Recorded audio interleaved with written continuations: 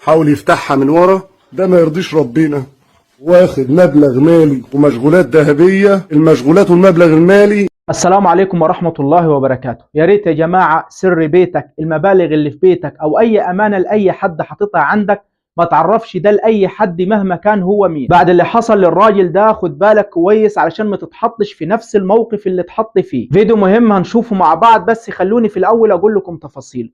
واللي حصل، راجل تاجر من منشية القناطر اتعزم على فرح ابن عمه، مش هنقول فرح ابن عمه زي ما قال فرح أخوه. البيت بالكامل فضوا الشقة وراحوا على القاعة، خلصوا الفرح مبسوطين وفرحانين، لكن لما رجعوا لقوا الصدمة قدامهم، باب الشقة متطفش. الراجل هنا جاله ذهول لأنه عارف كويس بالمبلغ اللي موجود جوه الشقة مبلغ كبير جدا، وبالفعل أول مكان جري عليه هو باب أوضة النوم، واللي برضه قافله واللي برضه متطفش. والعلامة الأولى هنا وبداية طرف الخيط إن تطفيش البيبان كان بصنعة، اللي عمل كده محترف، يعني لا وقت ولا مجهود. واللي اتطفش باب الشقة وباب أوضة النوم، يعني اللي جاي عارف كويس البيبان اللي هيفتحها والمبلغ موجود في أي أوضة. ودي علامة تانية. طبعا قلب الأوضة فوق تحت علشان يلاقي الخزنة اللي فيها المبلغ، وبرضه طفش الخزنة. بس تطفيش الخزنة أخد وقت ومجهود منه وتخبيط، وعارف كويس إن مفيش أي حد في الشقة. ودي علامة ثالثة، يعني ده واحد عارفهم وعارف إنهم معاهم فرح، وعارف الميعاد اللي طلعوا فيه، أكيد كان مراقبهم وعارف الميعاد اللي هيرجعوا فيه، وعارف إن الشقة فاضية وهياخد راحته كويس.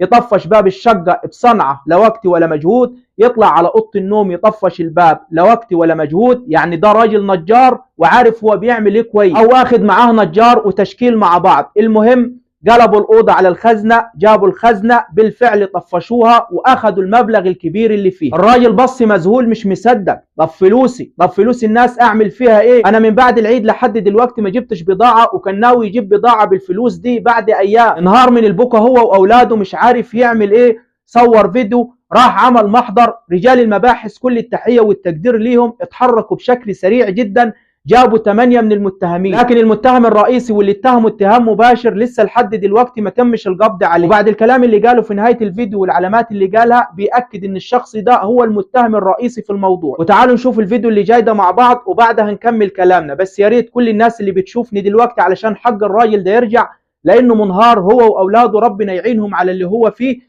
تعملوا مشاركة للفيديو ده في كل مكان. انت متخيل تروح فرح اخوك تيجي تلاقي الباب متطفش ومكسور كده، واوضه النوم، اوضه النوم انا هقفل الباب عشان في ناس بره، وانا اصلا مش عايز اكون مكسور قدام حد. انا كفايه ان انا مكسور قدام ولادي، وكفايه العياط اللي عيالي عيطوه قدامي، والبكا اللي انا بكيته قدام ولادي. اقسم بالله العظيم اللي اتعمل ده ما يرضي ربنا. انا رحت بص، انا جيت من الفرح بتاع ابن عمي، اتلقيت الخزنه بتاعتي بالمنظر ده والاوضه بتاعتي بالمنظر ده. حسبنا الله ونعم الوكيل. اتسرق كل فلوس البضاعه اللي انا ما بدخلش بضاعه من بعد العيد. كل فلوس البضاعه انا كنت عاينها هنا، وفي ناس ليها فلوس معايا. بص المنظر، الراجل هيتجنن يا عيني. بس هو ازاي يشيل مبلغ كبير زي ده في البيت؟ رحت المركز، احمد بيع كاشة وقف معايا وقفه كويسه، ونزل خد حوالي 8. وفي واحد اللي انا متهمه مباشر ما جاش لحد دلوقتي. والبيبان دي البيبان اللي اتطفشت دي يعني تطفيش راجل صنايعي، والصنايعي يعني ده راجل نجار اللي مطفش البيبان. حتى الضربه بتاع الخزنه، الضربه دي ضربه ازميل مش اجنه. حاول يفتحها من ورا، مطفش بابين، باب الغرفه والباب الرئيسي للبيت، واخد مبلغ مالي ومشغولات ذهبيه. المشغولات والمبلغ المالي 1,000,000 جنيه او مليون الا حاجه بسيطه، داخلين في ال1,000,000 جنيه. شقه عمري وفلوس ناس متعانه معايا، وشبكه اخويا اللي هو اصلا هيتجوز خدها رخره. والله العظيم يعني انا مش عارف اعمل ايه. انا ما يرضيش ربنا، ده ما يرضيش ربنا. واللي انا متهمه صنايعي نجار، اللي انا متهمه في المحضر صنايعي نجار، والبابين مفتوحين بحرفه، صنايعي اللي يفتحهم مش واحد جاهل بالشيء.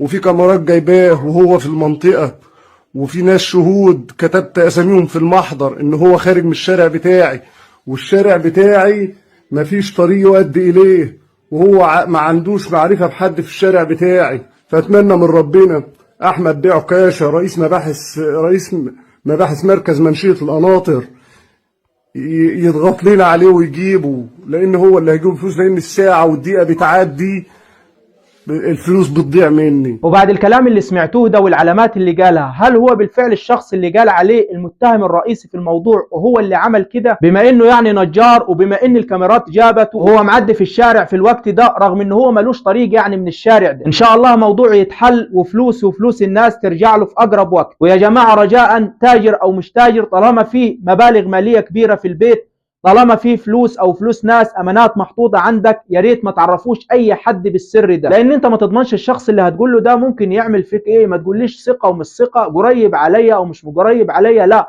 ممكن تلاقيه فيما بعد خطط واتفق مع غيره. استنى الوقت المناسب، سواء فرح او عزاء او انت او اي حد من اهلك موجودين ومشغولين في المستشفى، المهم يستنى اي لحظه تفضوا فيها البيت ويروح بالفعل وياخد الامانه دي، وبعدين تقول يا ريت اللي جرى مكان. فخد بالك على قد ما تقدر، مش بقول لك خون وشك في اقرب مليك، لا، بقول لك خد بالك. بس كده وصلنا لنهايه الفيديو، واي جديد في الموضوع هطلع ابلغ حضراتكم بيه. اشوفكم على خير، والسلام عليكم ورحمه الله وبركاته.